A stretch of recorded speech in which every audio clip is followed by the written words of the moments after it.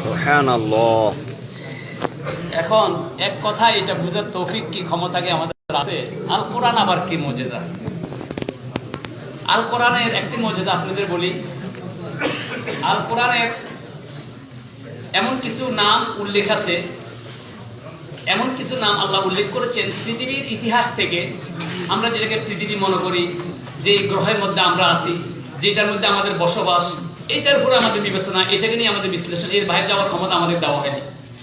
এর বাইরে যে যাবে, বেশি উপরে নিচে যাইতে চেষ্টা করবে, সে নিজে লুকিয়ে যায়, পারে না।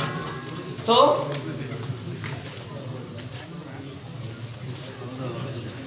আল্লাহ রাব্বুল আলামিন আমাদের যে নক্ষত্রের মধ্যে রাখছেন, আমি গত কথা আগের কথা বলেছিলাম, বাবা আদম থেকে আমরা বাবা আদমকে চিনি নাকি?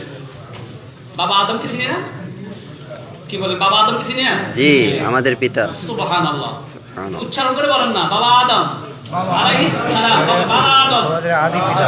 বাবা আদম, ইব্রাহিম, ইব্রাহিম, বাবা ইব্রাহিম, বলেন আলাইহিস সালাম। আলাইহিস সালাম।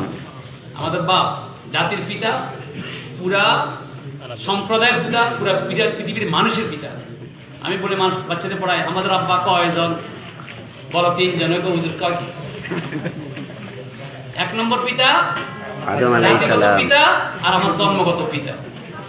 বাবা আদম থেকে এই পর্যন্ত পৃথিবীতে কত নবী আসছে, এটা নিয়ে অনেক তর্ক বিতর্ক। কেউ বলছে 1,24,000, কেউ বলে 2,24,000, বলছে আল্লাহই ভালো জানে। তো 1 লক্ষ 2 লক্ষ বাদ দেন না, 1,000 2,000 ধরেন না, 10,000 নবী ধরেন না, প্রত্যেকের উপর একটা কিতাব আসছে। প্রত্যেকের উপর কি আসছে? একটা কিতাব আসছে। আল্লাহ রাব্বুল আলামিন প্রত্যেক কিতাবের উল্লেখিত ঘটনাগুলো, প্রত্যেক জাতির উল্লেখিত ঘটনাগুলোর মর্ম নির্যাস সার করে, নির্যাস বের করে এটাকে ঢুকে দিয়েছেন কোথায়? কোরআনে কারিমে। এটা কোথায় ঢুকে দিয়েছেন ভাই? কোরআনে। এটাকে ঢুকে দিয়েছেন কোরআনে কারিমে। এটার নাম হচ্ছে কোরআনে কারিম। আমি এই কথা বোঝার জন্য আপনাদের আরেকটু আইটারে করি। একজনে আজকে পরীক্ষা হবে, আলেমদের পরীক্ষা হবে, সব আলেমরা বসছে, বলে ইউসুফ আলাইহিস সালামের ঘটনা সংক্ষেপে লেখো। ইউসুফ আলাইহিস সালাম, ইউসুফ আলাইহিস সালাম। কথা তো ঘুমার না, বলতেছে ইউসুফ আলাইহিস সালামের ঘটনা তোমরা সংক্ষেপে লেখো। আল্লাহ সংক্ষেপে লিখছে, আল্লাহ সংক্ষেপে লিখছে প্রায় 1 পারা, 1 পারা পুরো 1 পারা আল্লাহ লিখছে। সুবহানাল্লাহ। আল্লাহ সূরাতুল ইউসুফের পুরো 1 পারার কাছাকাছি। এখন ওই হুজুরে দাওয়াত দিছে, ইউসুফ আলাইহিস সালামের ঘটনাকে সংক্ষেপে কে কত সংক্ষেপ করে সুন্দর করে লিখতে পারে। একজনে দেখি ঢুকলো, 1-2 মিনিটের মাথায় বাইরে চলে আসলো। হুজুর আপনি পারেন না? দেখতে কত বড় আলেম, দেখা যায় আপনি কত সুন্দর, আমি তো মনে চান অনেক কিছু পারেন। তো আমি লিখছি, তো সংক্ষেপে লিখছি। কি লিখলে? ইউসুফ আলাইহিস সালামের ঘটনা আল্লাহ লিখছে 1 পারা আধা পারা, আপনি 2 মিনিটের মধ্যে কি লিখে আসছেন? আর সমুদ্রের মধ্যে ডিল মারি, আমি এখানে সব হারাই লাভ আছে। আমি লিখছি এক ছিল ইউসুফ, বাবার নাম ইয়াকুব, হারাইয়া গেছে, পরে মিশরের সিংহাসনে পাওয়া গেছে। এক নাম ছিল ইউসুফ, বাবা ছিল ইয়াকুব, হারাই গেছে, পরে দীর্ঘ বছর পরে, দীর্ঘদিন পরে মিশরের সিংহাসনে পাওয়া গেছে। শেষ কিছু নাই। সুবহানাল্লাহ বলবেন না? সুবহানাল্লাহ। সংক্ষেপ কত করতে পারে। আমরা তো শুধু পেঁচাই, কথা পেঁচাই, আর এত পেঁচালে বড় আমাদের বুঝে আসে না। সংক্ষেপে বলছি। আমি এই কথা এই জন্য বলছি, বাবা আদম থেকে যত কিতাব আসছে, যত নবী আসছে, সমস্ত কিতাবের, সমস্ত নবীদের উল্লেখযোগ্য কিতাবের সারটা নির্যাস করে, মূল মগজটা বের করে, মূল সারটা বের করে এই কোরআনের কারিমের মধ্যে আল্লাহ তাআলা ঢুকিয়ে দিয়েছে। সুবহানাল্লাহ। আল কোরআন আমিন ক্বাবলু কুল্লু কিতাব। আল্লাহ বলছে সমস্ত কিতাবের মূল সার করে আল্লাহ রাব্বুল আলামিন আমাকে দিয়েছেন, এটার নাম কোরআন। সুবহানাল্লাহ। সুবহানাল্লাহ। হযরত লোকমান নামে একজন, লোকমান হাকিম নামে একটা সূরাতুল লোকমান আছে না? জি। কে বলছে নবী আসলে, কে বলে নবী আসলে? অনেক ব্যক্তির নাম আল্লাহ উল্লেখ করেছে, এমন কিছু ব্যক্তির নাম আল্লাহ উল্লেখ করেছে আপনি হয়তো করতে বলতে পারেন, আমি যদি ওই জায়গায় থাকতাম কোন ঘটনার পর হয়তো আমার নামে চলে আসতো। আল্লাহ রাব্বুল আলামিন এমন কিছু নবীর নাম উল্লেখ করছেন, আল্লাহ তাআলা উল্লেখ করে বলছেন হাজার হাজার লাখ লাখ, কেউ বলছে 2 লাখ, কেউ বলছে 1 লাখ, কেউ বলছে 24,000, কেউ বলছে অগণিত। আল্লাহ রাব্বুল আলামিন কোরআনে কারিমে কয়েকজন নবীর কথা আল্লাহ রাব্বুল আলামিন নবী এবং নবীদের সাথে যারা বিদ্রোহী ছিল, যারা নবীদের অত্যাচার করেছে, তাদের কয়েকজনের কথা উল্লেখ করেছেন। উল্লেখ করে আল্লাহ রাব্বুল আলামিন বলে দিয়েছেন, ওয়ালাকাদ আরসালনা, আমি আপনার কাছে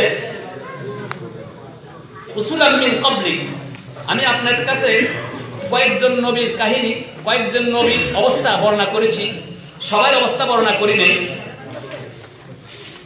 ওয়ালাকাদ আরসালনা রাসূলাম মিন ক্বাবলিক মিনহুম মান কাসাসনা আলাইহি ওয়া মিনহুম মান লাম নাকসুস আলাইহি।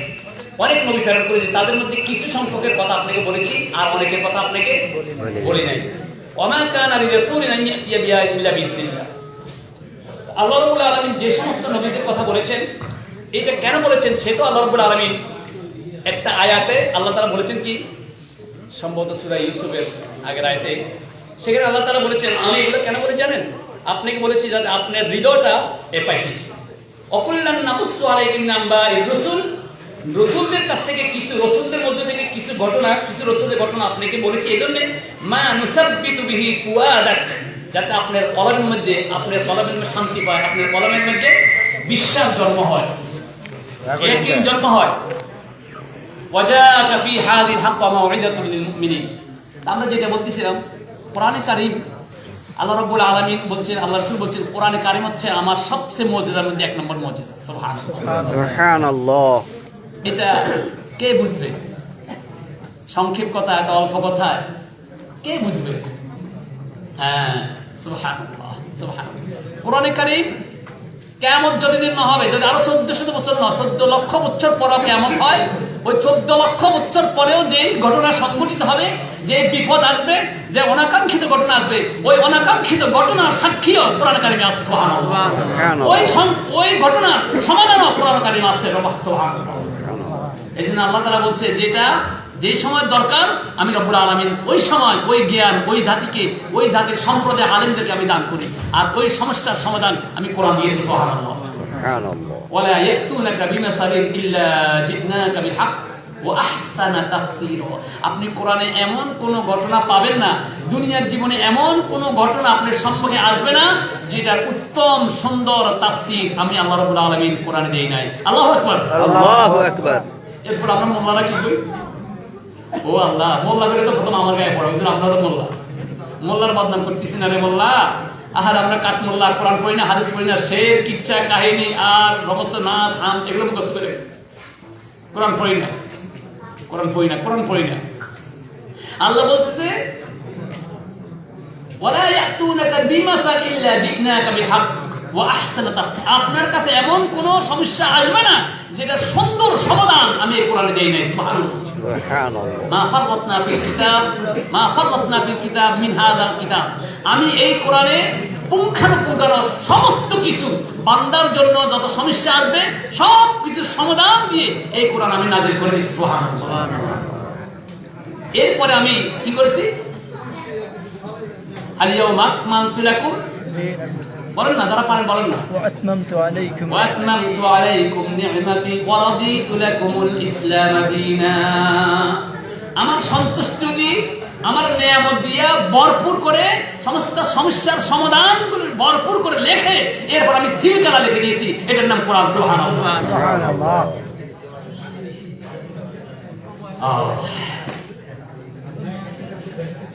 তো কোরআনে কারীমের একদিন পাঠ, কোরআনে কারীমের সারা পৃথিবীতে মুসলমানরা কোরআনকে একদিন যে পরিমাণ পাঠ করে, সারা বাবা আদম থেকে এই পর্যন্ত নূহ আলাইহিস সালাম পর্যন্ত, ঈসা আলাইহিস সালাম পর্যন্ত যত কিতাব আসছে, যত উম্মত আসছে, সমস্ত কিতাব আর সমস্ত উম্মতের পাঠকে, তেলাওয়াতকে একসাথ করলে কোরআনের একদিনের তেলাওয়াত সমান হবে না। সুবহানাল্লাহ। কত কোটি, কত লক্ষ, কত কত হাজার তেলাওয়াত এই কোরআনে কারীমের হয়, আল্লাহ পাক ভালো জানেন। সূরা ফাতিহা, সূরাতুস সাবা, এটার নাম সূরাতুস সাবা, সূরাতুস শিফা, 7 আয়াত বিশিষ্ট। বলতেছে ইমামরা, যদি দুনিয়ার কোন কোরআন নাজিল না হতো, শুধু সূরা ফাতিহা নাজিল হতো, এই সূরা ফাতিহার মধ্যে আল্লাহ রাব্বুল আলামিন পুরো কোরআনকে ঢুকে দিয়েছেন। সুবহানাল্লাহ, সুবহানাল্লাহ। আপনি বুঝবেন কিসে? কিভাবে বুঝবেন? বুঝার জ্ঞান যে আল্লাহ তাআলা হারিয়ে নিয়ে গেছে আমাদের, আমরা হারিয়ে ফেলেছি। আমরা যে মূর্খের মতো শুধু কে কি কথা বলে, কোন কথা কোন দিকে যায় সেদিকে দৌড় দিয়ে, এই যে আমার দিকে আসো, আমার দিকে সত্য আছে, এইদিকে আসো, আমার তরিকে আসো, এখানে ফরম ফোন করো, এখানে এই টুপি পরো, এটার মধ্যে সত্য আছে, খুদ বিয়াদি, খুদ বিয়াদি। একটা অন্ধ মানুষ বলে খুদ বিয়াদি, আমাকে কে আছে আমার হাত ধরো, কে আছে আমার হাত ধরো। পুরা মুসলমান সমাজ অন্ধ হয়ে গেছে, যে যেদিকে বলে সেই দিকে দৌড় মারে। সেদিকে দৌড় মারে। আজকে একজন ভাই বললো, একটা সংবাদ দিল, যাচাই নাই বাছাই নাই, সত্য মিথ্যা কোনো কিছু নাই, সেটা সম্পর্কে মন্তব্য শুরু করবে মুসলমানরা। অন্য কোনো জাতি এত মন্তব্য করে না, আপনি দেখছেন? আমি কি মুসলমানদের বদনাম করতেছি এটা ভাই? এটাকে মিথ্যা বদনাম? অন্য কোনো জাতির কোনো বিষয়, কোনো প্রেক্ষাপটে, কোনো স্যাটেলাইটে কোনো খবর আপনারা যাচাই বাছাই করে দেখবে, একমাত্র মুসলমান জাতি যাচাই বাছাই ছাড়া আজে বাজে কথা যা আছে মন্তব্য এটা করে বসে। রাসূল আল্লাহ রাব্বুল আলামিন রাসূল করিম সাল্লাল্লাহু আলাইহি ওয়াসাল্লামের বিবি জান আমাদের মা আয়েশা রাদিয়াল্লাহু তাআলা আনহা একটি ঘটনাকে উল্লেখ করে আল্লাহ বলেছেন, ফের তোমরা যাতে এই ধরনের সামনে ভবিষ্যতে করবা না, কোন ঘটনা ঘটলে মুসলমানদের মধ্যে সেটার তোমরা নেগেটিভ না নিয়ে তোমরা পজিটিভ নিবা, তোমরা তোমাদের জন্য এটা কল্যাণকর। আবার যদি পজিটিভ নিয়ে নাও তাহলে আল্লাহ রাব্বুল আলামিন তোমাদের অবস্থা পজিটিভ ভাবে ধারণা করবে। আজকে আমি তো দূরের কথা, আমি আমার পাশে যে ভাই আছে এই শিয়াব ভাই আমার কাছ থেকে চলে যান, আমি এতগুলো বদনাম করে দিব। এই আলী ভাই আমার কলাকলি করি, আবার আমার কাছ থেকে চলে যান, অনেক কতগুলো বদনাম করে দিব। মানে কার বদনাম করব, কোথায় করব খুঁজি পাই না। তা আমার প্রতিবেশী যে আছে, যে আমার বন্ধু, যে আমার পকেটে, যার সাথে থাকি, যার সাথে খাই, যাতে শোয়াই, শেষ পর্যন্ত ওকেও ছাড়ি না, ওকেও ছাড়ি না। কত বাদশাদের গালাগালি করি, কত আলেমদের গালাগালি করি, কতক্ষণ তরিকার ফিরদের গালাগালি করি, তখন মুসলমানদের গালাগালি করি। আমার সমস্ত জ্ঞান বুদ্ধি বিবর্জিত কাজগুলো আমরা করি। নাউযুবিল্লাহ, নাউযুবিল্লাহ। তো আল্লাহ রাব্বুল আলামিন বান্দাগণ, ইন্না আনজালনাহু ফি লাইলাতিল কদর। ইন্না আনজালনাহু, হু, এই যে হু জমির, হু জমির, এই হচ্ছে হু মানে কোরআন, ইয়ানি কোরআন, কোরআন। আল্লাহু আকবার, আল্লাহু আকবার। আমি এই কোরআনকে নাজিল করেছি লাইলাতুল কদর রাতে। লাইলাতুল কদর রাতের কারণে এই লাইলাতুল কদর, এই লাইলাটা, এই রাতটা আমার কাছে এত মর্যাদা হয়ে গেছে। ওই সম্প্রদায়, ওই সময় যারা লাইলাতুল কদর পাবে, ওই ব্যক্তিরা, ওই মানুষেরা যদি একটা লাইলাতুল কদর ইবাদত করে, ওই রাত পেয়ে যায়, আর এক রাত ইবাদত করে, তার জিন্দেগি যত বছর ইবাদত করলে যা সওয়াব না হবে তার চেয়ে বেশি সওয়াব দিবে কে? আল্লাহ। এটা আমার কথা না,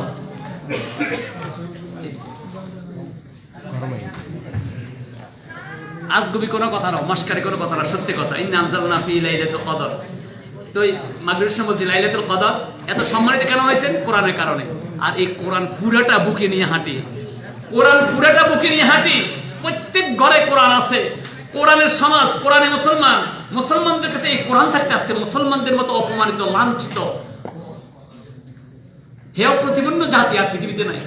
তারা আমাদের কিতাব নিয়ে তারা রিসার্চ করে, তারা আমাদের নবীর উপর নাজিলকৃত কিতাব নিয়ে রিসার্চ করে, আমেরিকা বা ইউনিভার্সিটি, এরপরে লিখে দেয় মুসলমানদের এই কিতাবের উপর, তারা এই আয়াতের উপর তারা রিসার্চ করে বলছে একমাত্র ন্যায় বিচার, ইনসাফপূর্ণ বিচার শুধুমাত্র একমাত্র মুসলমানদের নবী মুহাম্মদ রাসূলুল্লাহ সাল্লাল্লাহু আলাইহি ওয়াসাল্লাম করেছেন এবং কোরআন দ্বারা সে প্রমাণ দিয়েছেন। সুবহানাল্লাহ।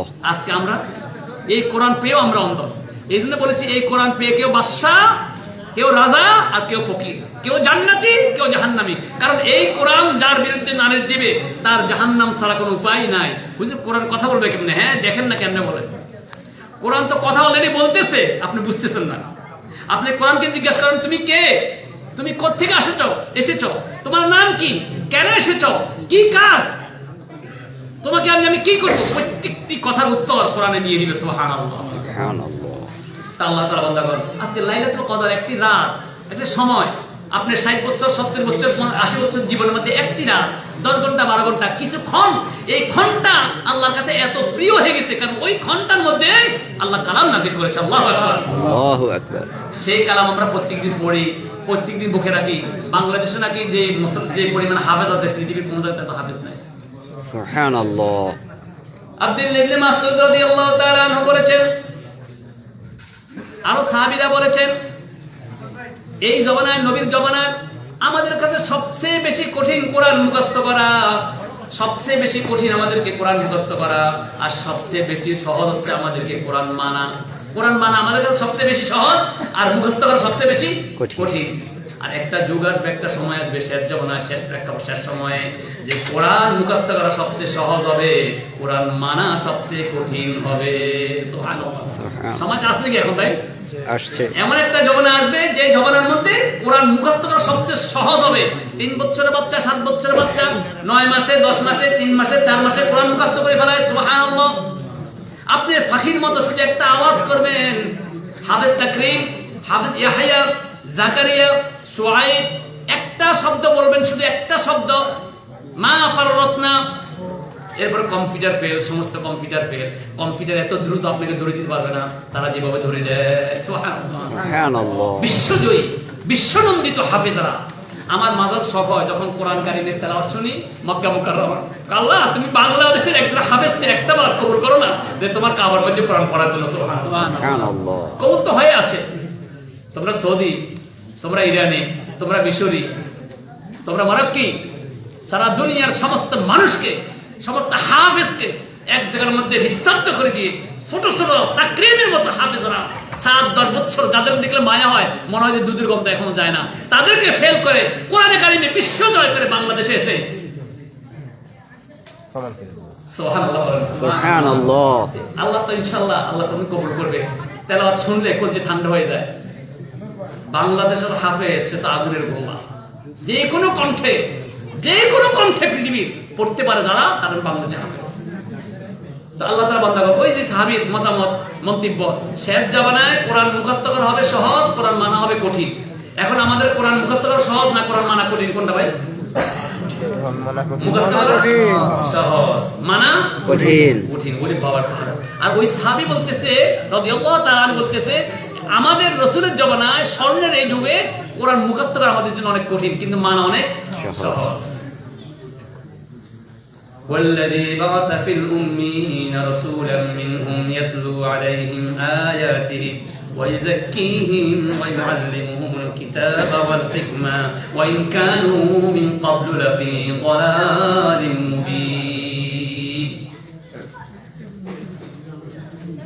সে সত্তার কসম যিনি তোমাদের মধ্য থেকে একজন উম্মি নবীকে তোমাদের কাছে পাঠিয়েছেন, তোমাদের তেলাওয়াত করে শোনাবে, তোমাদের হিকমত শিক্ষা দিবে, তোমাদেরকে পবিত্র করবে এবং তোমাদেরকে পৃথিবীর শ্রেষ্ঠ পুরুষে রূপান্তরিত করবে। ইতিপূর্বে তোমরা দুনিয়ার সবচেয়ে গোমরাহ ব্যক্তি ছিলে। এই জন্য আল্লাহ তাআলা বান্দাগণ, একটা সত্য কথা বলি, হুজুরদের তর্কাতর্কির মধ্যে কিছু লাভও আছে কি নাই?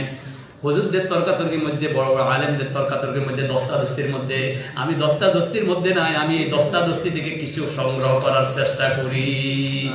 এই হুজুর এক কথা বলে, ওই হুজুর এক কথা বলে, ইলমের মুনাজারা, ইলমের বাহাদুরি, ইলম দিয়ে এক হাদিস দিয়ে এক হাদিস রহিত, আপনি হাদিস বলতে এটা রহিত হয়ে গেছে, আগের জমানার হাদিস, আপনার হাদিস এ কেন? এভাবে হয়। আমি দলাদলের মধ্যে না যাইয়া দুই হুজুরের মধ্যে থেকে আরো কিছু মিষ্টি ফল গ্রহণ করার চেষ্টা করি।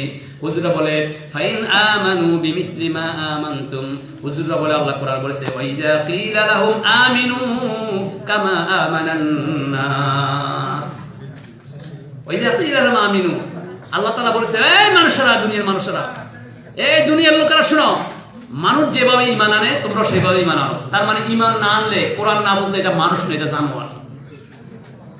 ওই যে তাদেরকে বলো আমিনু, তোমরা ঈমান আনো তার প্রতি কামা আমানান নাস, যেভাবে লোকেরা ঈমান আনছে। অর্থাৎ ঈমান আনন ছাড়া ঢাকা ইউনিভার্সিটি অনার্স করো, এমফিল করো, এই করো, সেই করো, ডক্টরেট করো, ইংল্যান্ডে করো, সারা বিশ্বে বিখ্যাত যত ডিগ্রি আছে নে, কিন্তু ঈমান না আনলে, কোরআন না বুঝলে সে মানুষ নয়, মানুষ নয়, মানুষ নয়।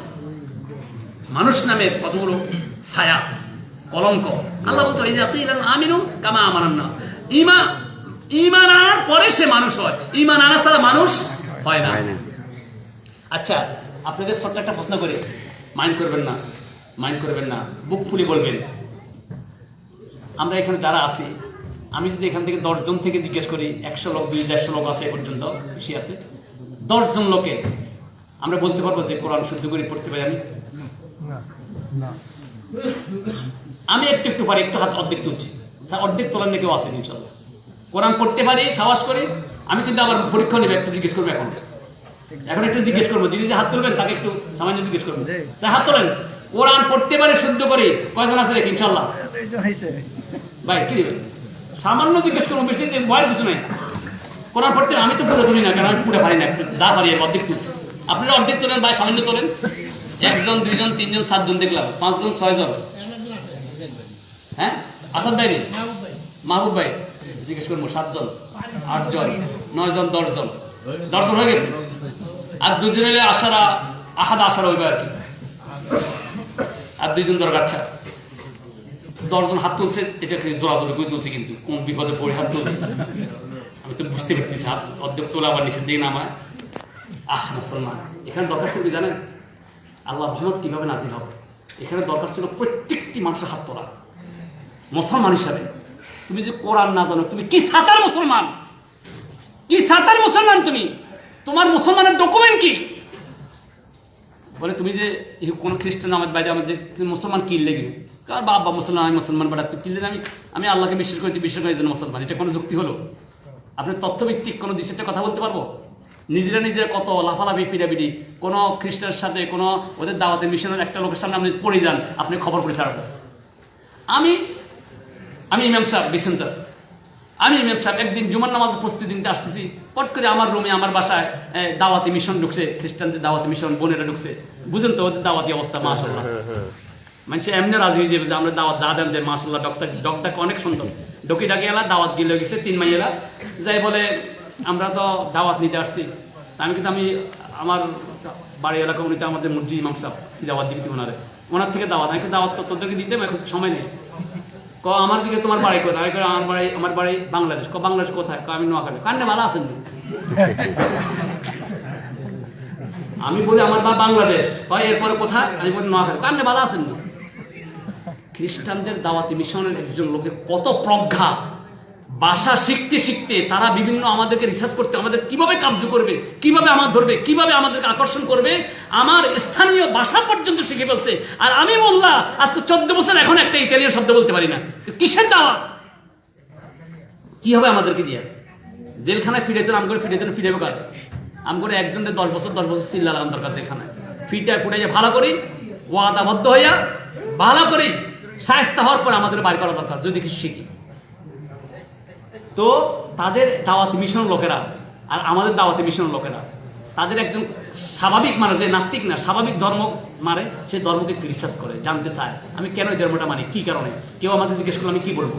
কিন্তু মুসলমান জাতি আমি জানি না, বলবে লাজ আমি জানি না।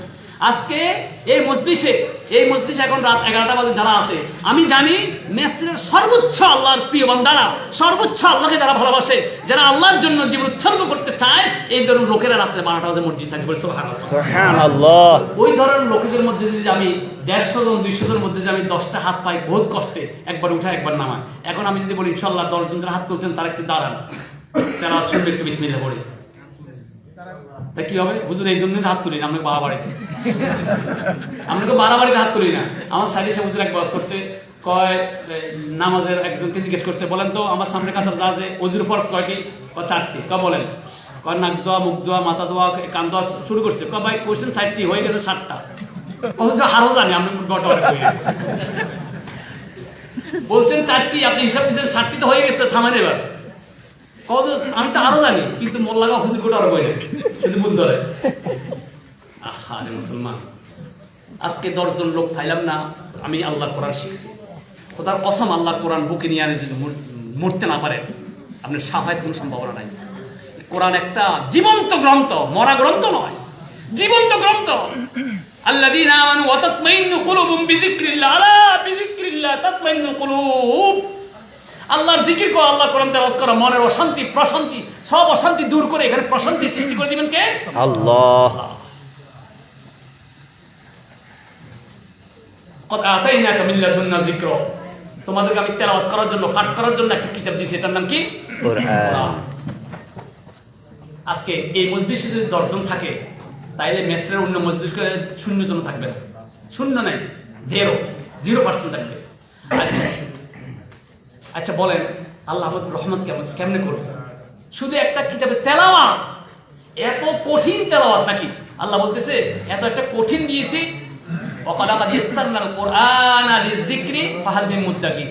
আল্লাহ বলছে এর থেকে কোন সহজ মাধ্যম, সহজ তেলাওয়াত গ্রহণ করার মতো গ্রহণ করা যায়, এর থেকে দুনিয়াতে আকাশের নিচে জমিনের পার কোনো কিতাব নাই। সুবহানাল্লাহ বলি। সুবহানাল্লাহ।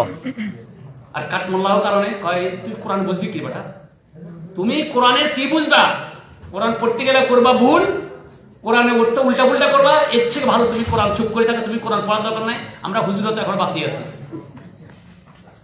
পকেটের দিকে খেয়াল রাখিও আর ফতুয়া লই যাইও, মানে হুজুররা বাস। নাউযুবিল্লাহ। কোরআন পড়ো, কোরআন পড়ো, যা পড়ো তা পড়ো, পড়তে যাই ধাক্কায় ধাক্কায় কোথায় কোথায় পড়ো, ডবল পরিষ্কার। আমার কথা না, রাসূল সাল্লাল্লাহু আলাইহি ওয়াসাল্লামের কথা। যে ব্যক্তি কোরআন পড়তে গিয়ে কষ্ট করে ধাক্কায় ধাক্কায় চেষ্টা করে পড়ে, যে চেষ্টার জন্য একটা, আর ধাক্কা দিয়ে পড়তেছে, পড়ার জন্য পড়তেছে তেলাওয়াত, ওইটার জন্য আরেকটা সওয়াব, ডাবল সওয়াব। সুবহানাল্লাহ। আর আমরা বুঝেছি কি উল্টা, আমরা বুঝে যেটা কয় তুই তার তিন সহ কোরআন পড়তে পারবি না, তোর পড়ার দরকার নেই। বাট তার তিন শিখবো না, এই জন্য আমি পড়বো না, এই জন্য আমি পড়বো না, আমি শিখতে হবো তো, আমি তার তিন পড়তে হবে তো। আপনি যদি নামাজের মধ্যে কিচ্ছু না পারেন, একটা সূরা না পারেন, কিচ্ছু না পারেন, আল্লাহু আকবার যদি পারেন, আর যদি আল্লাহু আকবার না পারেন, শুধু উঠার বসা করেন, আপনি শিখার নিয়ে তো আপনার নামাজ হয়ে যাবে। সুবহানাল্লাহ। আল্লাহ তো বলেছে শরীয়ত কঠিন না, মা নাযালনা আলা তাহা মা আনজালনা আলাইকাল কুরআনা ইল্লা বিতাসকা। এই কোরআনকে তোমার জীবনকে সংকীর্ণ করার জন্য নাযিল করে নাই, তোমার জীবনকে সহজ করার জন্য নাযিল করেছে। সুবহানাল্লাহ।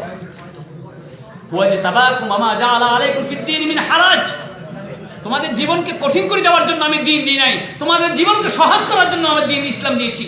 ইউরিদুল্লাহু বিকুমুল ইসরা ওয়া লা ইউরিদু বিকুমুল উসরা। আল্লাহ চায় তোমাদের জীবন সহজ করতে, আল্লাহ কঠিন করতে চান না। কেন তোমরা বুঝো না? আচ্ছা, আজকে তো কোরআন পড়তে পারলাম না, জানলাম না, যদি বলি কোরআনটা একটু শুনেন, পড়তে পারেন না আঁধা, পড়তে পারেন না বধির, বুঝেন না, কলম মরে গেছে, মানে চোখও না থাকা, কানও না থাকা, কলব মরে যাওয়া, এটার উদাহরণ যে এত নিকৃষ্ট, বলতেছে বানহু মাদব। এরা তো মানুষ নয়, এরা জাহান্নামের উপযোগী। ওয়ালাকাদ দারানা লিজাহান্নামা কাসীরাম মিনাল জিন্নি ওয়াল ইনস লাহুম কুলুব লা ইয়াফকাহুনা বিহা ওয়া লাহুম আ'য়ুন লা ইবসিরুনা বিহা ওয়া লাহুম আযান লা ইয়াসমাউনা বিহা উলাইকা কাল আনআম। এরা হচ্ছে পশু পাখি, চতুষ্পদ জন্তু। এরপর আল্লাহ জন্তু এই কথা বলে শেষ করেন না, না জন্তুরও তো একটা জ্ঞান থাকে। জন্তুরের 20 বছর একটা বাঘ, একটা হরিণ, একটা বিক্ষিপ্ত সিংহ পুরুষকে যদি পোষ মানাও, সে বুঝে। একটা পশুকে যদি রাস্তার মধ্যে ধরাইবাও ধরে রাখে, আর আপনি গাড়ি দিয়ে যাওয়ার সময় যদি আপনি কি করেন, গাড়ি ধরেন, পিপ পিপ পিপ একবার দিবে, তার মাথা আবার পিপ, যন্ত্র বুঝবো আমি মনে আমাকে সরিয়ে দিতে বলতেছে। সে কি করে, আস্তে রশিটা নামিয়ে দেয়, আস্তে রশিটা নামিয়ে দেয়, অথবা আস্তে কল্লার বেকার চলে যায়, তার বোধ আসছে। আমাদের জীবনে কত পিপ পিপ করতেছে, 70 বছর 60 বছরে, কত মেসেজ কত দিক থেকে আসছে, কিন্তু আমাদের বিবেক এখনো সরে যায় না, রাস্তা ক্লিয়ার করে দেই না। এই জন্য আল্লাহ বলতেছে না, পশুর মতো বললে, চতুষ্পদ জন্তু বললে চতুষ্পদ জন্তুর অপমান হবে, বরং এরা বানহু মাদল, চতুষ্পদ জন্তুচ্ছ নিকৃষ্ট, চতুষ্পদ জন্তুচ্ছ নিকৃষ্ট। অর্থাৎ চতুষ্পদ জন্তু মানে হালাল প্রাণী, আর হালাল প্রাণী গরু ছাগল থেকে নিকৃষ্ট কি, কুত্তা, শুয়ার, বিড়াল, গাধা, এগুলো চতুষ্পদ জন্তু। বলি নাউযুবিল্লাহ। মানে চতুষ্পদ জন্তুর থেকে নিকৃষ্ট হচ্ছে এরা। এখন আমি যদি সরাসরি বলি, ভাই কুত্তা ভাইরা কেমন আছেন, তবে দাঁড়া তোর নিয়মে খাইতেছে, পিটতে পিটতে ইমামদের দূরের কথা কে আমার যাবে। এক হুজুরে বলে, হুজুর আপনি এই যে পোশাক ঠিক মতো পরেন না, ল্যাংটা শুনে আপনি কি শুরু করছেন? কয় তোরা বুঝ দিন, কয় আমি পোশাক পরে কার সামনে, কয় মানুষের সামনে, কয় মানুষ তো আমি একটা দিন, কয় আমরা কি গরু ছাগল, কয় গরু ছাগল হয়তো পড়তাম, তাহলে লজ্জা পাইতাম। কয় এদিকে আসছে, কয় ধর এই রুমালের দিকে, রুমাল মুখে দিলাম, কয় দেখতো এবার, কয় রুমালের পক্ষে কিন্তু কুত্তা না, কুত্তা বেড়ালে দেখা যায়। কয় মানে আমাদের মধ্যে পশুত্ব হারিয়ে ফেলে আমরা কোন অবস্থায় আছি আমরা নিজেরও জানি না, এত নিকৃষ্ট। লাকাদ খালাকনাল ইনসানা ফি আহসানি তাকওয়িম, সূরা 3 ওয়াজ-জাইতুন। লাকাদ খালাকনাল ইনসানা ফি আহসানি তাকওয়িম, সর্বোত্তম অভয় দিয়ে, সর্বোত্তম সূরাত দিয়ে আমি মানুষকে সৃষ্টি করেছি। সুম্মা রাদাদনাহু আসফালা সাফিলিন, তার কর্ম দিয়ে সে এত নিকৃষ্ট, এত নিম্নে ঢুকেছে, যার নিচে আর কোনো নিচ নাই। বলি নাউযুবিল্লাহ। নাউযুবিল্লাহ। আমরা কারা? আমরা। আচ্ছা, কাফেররা কি একবার ঈমান আনে, একবার কাফের হয়?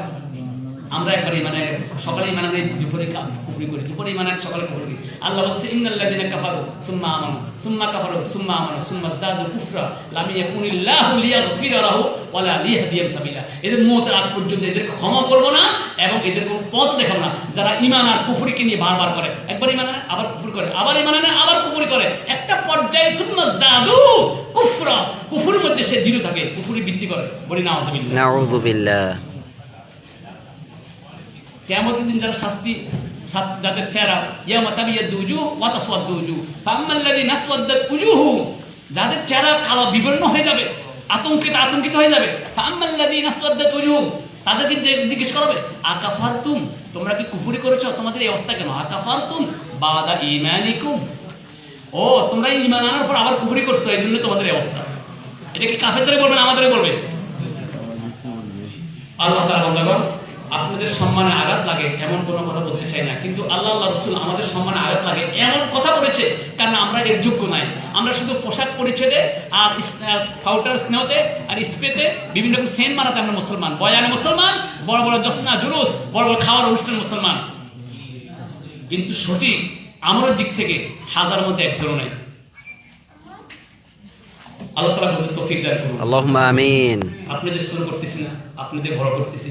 এই যে আমরা গাড়া বললাম, এই যে আমরা শুয়োরের চেয়ে নিকৃষ্ট কাজ করতেছি, এই যে পশু পাখি গরু ছাগলের চেয়ে নিকৃষ্ট কাজ করতেছি, এই নিকৃষ্ট গাধাগুলোকে, এই নিকৃষ্ট পশুগুলোকে, এই জাহান্নামী লোকদেরকে আল্লাহ রাব্বুল আলামিন ছাড় না। একজন মা একজন সন্তান যত ব্যবসা করুক, যত জানা করুক, যত অন্যায় করুক, বাপের তেজ্য পুত্র ঘোষণা করেছে, এরপরে একজন মা বুক ফেলে আমার সন্তান, হায় রে বাবা, হায় রে আমার বাবা, বাবা করে বুক ফাটে, আমার বাবা খেয়েছে কিনা, কোথায় আছে, কিভাবে আছে, যে কোনো ভয়ে বাবাকে ফাঁকি দিয়া ছেলেকে কিছু দিয়ে আসে, ছেলেকে বাবার কাছাকাছি আনতে চেষ্টা করে। আল্লাহ রাব্বুল আলামিন বলেছেন আল্লাহর ভালোবাসা এত বেশি, এই পৃথিবীতে 100টি রহমত আল্লাহ রাব্বুল আলামিন সৃষ্টি করেছেন। হাদিসে বলছে, এই হাদিস তার মধ্যে একটি ভাগ, ভালোবাসার এক ভাগ, 99 ভাগ আল্লাহ তাআলার কাছে রেখে দিয়েছেন, আর এক ভাগ পুরো মাখলুকাতের মধ্যে ভাগ করে দিয়েছেন। আল্লাহু আকবার, আল্লাহু আকবার। এক ভাগের মানে মা ছেলের জন্য পাগল হয়ে যায়, বাবা ছেলের জন্য, সন্তানের জন্য সন্তান হারা কারণ অজ্ঞান হয়ে যায়, মরে যায়, একজনের জন্য প্রাণ দিয়ে ফেলে। সিংহ তার সেবককে বারবার আগলে বাঁচানোর চেষ্টা করে, মৃত্যু চলে যায়, নিঃশ্বাস হয়ে যায়, অপর পশুর খাদ্য থেকে বাঁচার জন্য নিজকে উৎসর্গ করে দেয়, তো সন্তানকে বাঁচিয়ে রাখার চেষ্টা করে, এই এক ভাগ ভালোবাসার কারণে। আর আল্লাহ রাব্বুল আলামিন যিনি 99 ভাগ ভালোবাসা নিয়ে বসে আছেন, 99 ভাগ ভালোবাসা যার কাছে আছে, তিনি চান তার বান্দাদেরকে যে কোনো অজুহাতে, যে কোনো সুলায়, যে কোনো উসিলায় আল্লাহর বান্দাদেরকে আল্লাহ চান কোনো না কোনো ভাবে আল্লাহ রাব্বুল আলামিন জান্নাতে প্রবেশ করে দিন। সুবহানাল্লাহ। এই জন্য আল্লাহ রাব্বুল আলামিন আমাদের জন্য, গাধাদের জন্য, শুয়োরদের জন্য, এই নিকৃষ্ট প্রাণীগুলোর জন্য আল্লাহ রাব্বুল আলামিন যেমন কিছু অফারটা ঘোষণা করেছেন, যে অফারটাগুলো যে ব্যক্তি পেল, যে ব্যক্তি অফারটা ধরলো, অফারটার লাইনে প্রবেশ করলো, দাঁড়ায় গেল, রব্বুল আলামিন তার জীবনের দিকে তাকাবেন না।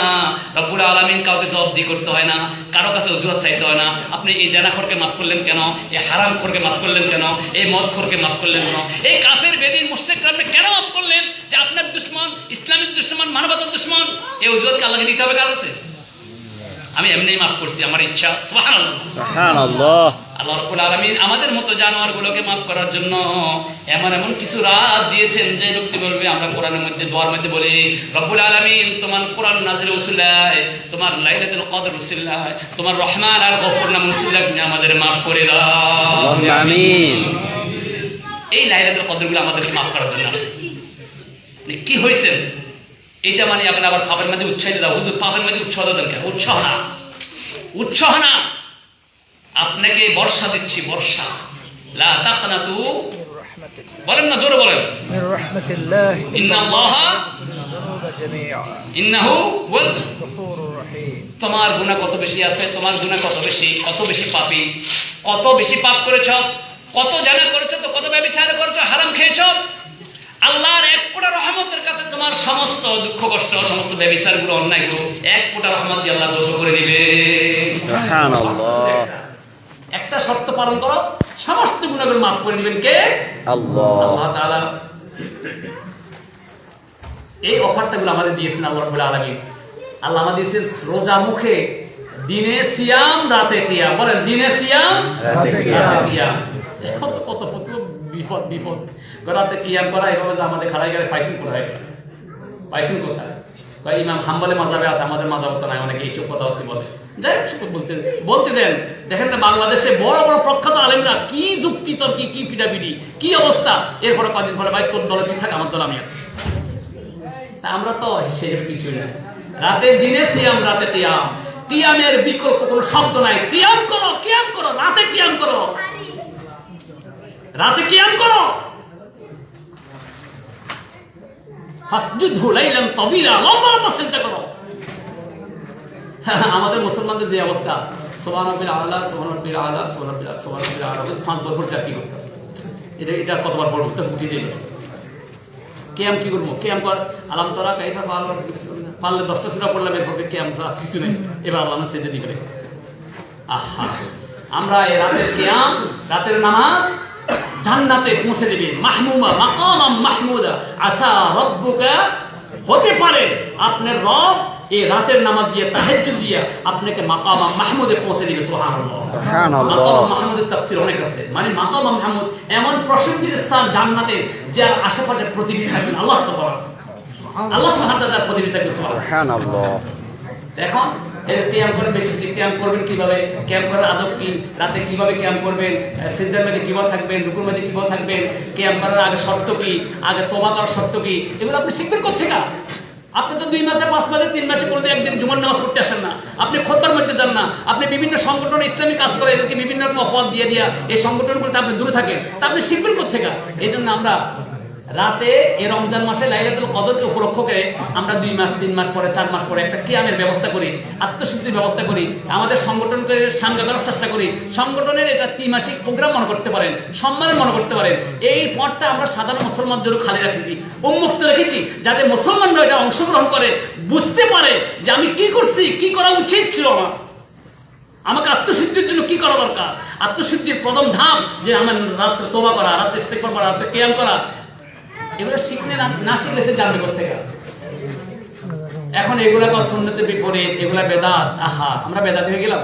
আল্লাহু আকবার। সারা জীবন বেদাতের বিরুদ্ধে করতে করতে অবস্থা, এখন আমরা বেদাত হয়ে গেলাম। আল্লাহ মাফ চাইতে আছে। আল্লাহ সবাইকে বোঝার তৌফিক দান করুন। আল্লাহুম্মা আমিন। কোনো কিছু ফতোয়া দেওয়ার আগে বুঝতে হবে আত্মপক্ষ সমর্থনের একটা সমর্থন আছে না, সে জানা, সে ফাঁসির আসামি কাষ্ট, সে হত্যা করেছে, এরপরে করে বলে আপনি আত্মপক্ষ সমর্থনের অধিকার তার আছে না? আপনি বলেন আপনি কেন ফাঁসি কাজটা আসছেন, আপনার ফাঁসি কেন হলো, আপনি কি অন্যায় করা হয়েছে? তখন সে বলে মহামান্য আদালত, আমার লক্ষ্য ছিল এটা, উদ্দেশ্য ছিল এটা, আমি এটা করেছি, এটা করি না, এটা এটা এটা হয়েছে, বা বলে না। আর আমাদের হুজুররা আত্মপক্ষ সমর্থন বা নিজের অবস্থাটা কেন আমি করি, কেন আমি করেছি, এটা বলার সুযোগও দেয় না। বলা দেওয়ার আগে আল্লাহর নামে বেদাতি, কাফিরি, শিরকি, মুনাফিকির ফতোয়া দিয়ে দেয়। তার লক্ষ্য উদ্দেশ্য কি, কেন করছে সেটা জানতে চায় না। তা আমরাও জানতে চাই। আলহামদুলিল্লাহ, আল্লাহর কাছে আমাদের ফতোয়া দেওয়ার মতো যোগ্যতা আমাদের নাই, আরেক হুজুরের পিছনে লাগার মতো অবস্থা আমাদের নাই। নিজের পুরো শরীরে ক্ষত, নিজের পুরো শরীরের ক্ষমা ওবর নাফসি ইন্না নাফস, আমি নিজকে নির্দোষ মনে করি না, আমার নাফসে আমরা হাজার দোষের মধ্যে আমি চলে আছি। এই জন্য অন্যকে ফতোয়া দেওয়া, অন্য সমাজ ফতোয়া দেওয়া, ফিতনা সৃষ্টি করা, এই যোগ্যতা, এই ক্ষমতা এখনো আসে নাই, আসবেও না। কারণ যে এলেমে আসছে আমাদের এক ফোঁটা অত নেই।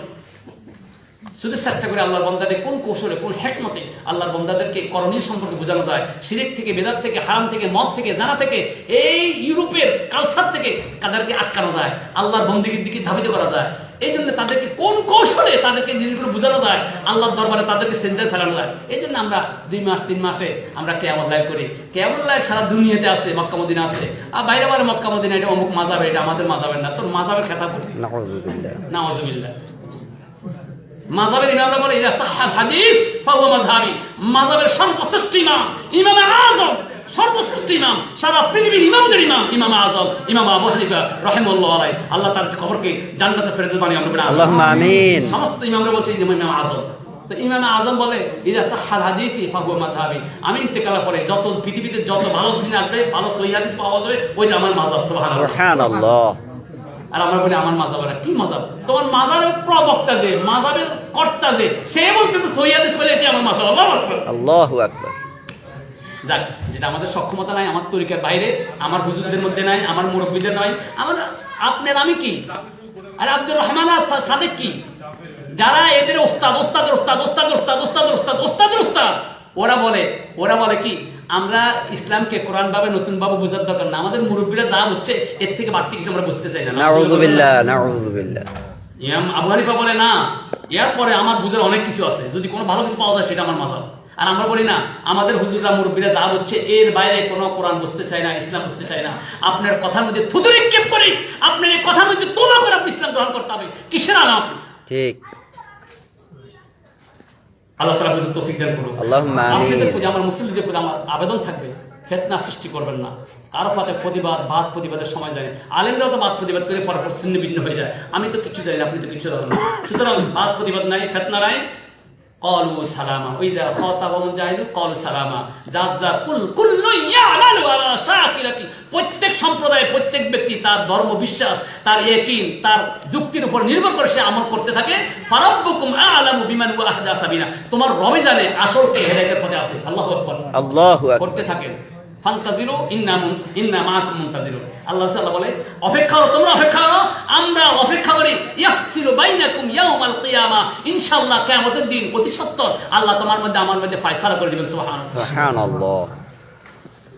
আল্লাহ তাআলা তৌফিক দান করুন। আল্লাহুম্মা আমিন। আল্লাহ বান্দাদের আল্লাহ মুখকে আমাদের আকলকে আল্লাহ সম্প্রসারিত করে দিক। আল্লাহুম্মা আমিন। আল্লাহ রাসূলের হাদিসটা এখন বেশি তারাকতু ফিকুম أمرين ইমরাইন لم تدلوا লাম তাদিল্লু। ما تمسكتم بهما كتاب الله وسنة আল্লাহু আকবার। দুইটা জিনিস রেখে যায়, যখন একটা জবান আসবে, একটা যুগ আসবে, একটা সময় আসবে, একটা প্রেক্ষাপট আসবে, সে জমানায় মানুষ ফিতনা করতে, হুজুর ফিতনা, মসজিদে ফিতনা, তরিকা ফিতনা, মানুষ ছিন্ন ভিন্ন হয়ে যাবে।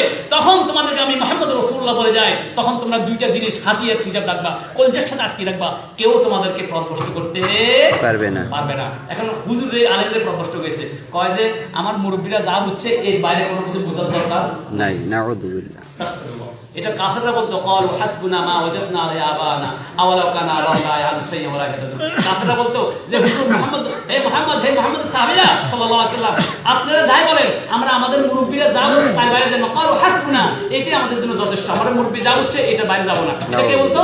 কাফেররা। এখন বলে কে? কথা বলেন আলেমরা। এখন বলে কে? আলেমরা। জালেমরা না, আলেমরা বলেন। এখন কে বলে? আলেমরা বলে আমরা মুরব্বীরা যা বলছে তার বাইরে যাওয়া দরকার না, আমি ওইটার মধ্যে থাকতে চাই। আগে কাফেররা বলতো আমাদের বাপ দাদা যা বলছে তার বাইরে যাওয়া দরকার না। পার্থক্য কি? আপনি মুসলমান হিসাবে মুরব্বী আর ওকে কাফের হিসাবে মুরব্বী। আবুল হাকিম হয়ে গেছে আবু জাহেল। আবুল হাকিম কি হয়ে গেছে? আবু জাহেল। এইসব কথার কারণে ছিল আবুল হাকিম জ্ঞানীদের পিতা। মক্কার নগরীর কুরাইশ বংশের আবুল হাকিম ছিল আবু জাহেলের নাম, জ্ঞানীদের পিতা। এখন আল্লাহর কোরআনকে এইসব আজেবাজে কথা বলার কারণে এটা হয়ে গেছে আবু জাহেল। নাম কি হয়ে গেছে? আবু জাহেল। আমরা ইনশাআল্লাহ এগুলা বয়কট করব তো। ইনশাআল্লাহ বয়কট করব তো। আপনি বয়কট করুন, আপনি কোরআন হাদিস এসে করুন, আল্লাহর দরবার কান্না করে করুন, আপনি দোয়া করেন রব্বানা লা তুজিগ কুলুবানা বা'দা ইয হাদাইতানা। এটা বেশি পড়বেন। অন্য দোয়া বাদ দিতে পড়েন, আল্লাহ তুমি তো মুসলমান করে জন্ম দিয়েছো, নবীর উম্মত বানিয়েছো, কোরআন ওয়ালা বানিয়েছো, আল্লাহ তুমি মৃত্যুর আগে আল্লাহ গোমরাহ করে দিও না। এই দোয়া বেশি পড়বেন এবং কাজ করার চেষ্টা করবেন। আল্লাহ রাব্বুল আলামিন আমাদের জ্ঞান বিবেককে সম্প্রসারিত করে দিন। আল্লাহুম্মা আমিন। ইয়া মুকাল্লিবাল কুলুব সাররিফ কলবি আলা দীনিক, সাররিফ কলবি আলা ইতাআতিক। আমরা বলি আমিন। আল্লাহুম্মা আমিন। আল্লাহ তাআলা বান্দাগণ, আমরা 10 টাকার মধ্যখানে কিছু কথা বললাম, আপনারা খাওয়া দাওয়ার পরে একটু রেস্ট দরকার ছিল। এখন আমরা বাকি 10 রাকাত নামাজ পড়বো। এটার নাম তারাবি। এটা আমাদের যেটা আমরা নিয়মিত বিশ্বাস করি। এটার পরে ইনশাআল্লাহ আমরা আমাদের দ্বিতীয় পদক্ষেপের দিকে যাব। আপনাদের রেস্টেরও কিছু সুযোগ থাকবে, আর মাঝে মাঝে একটু চা খাবার ব্যবস্থা আছে। যার যার মতো বাইরে একবার চলে গেলে আসা অনেক কঠিন হয়ে যায়। আমি জানি আমার এই বকবগানিগুলো শুনতে আপনি এখানে আসনে বসেন নেই, কিন্তু কিছু বকবগানি শুনতে হবে, কিছু বকবগানিও শুনতে হয়। এর মধ্যে হয়তো আল্লাহ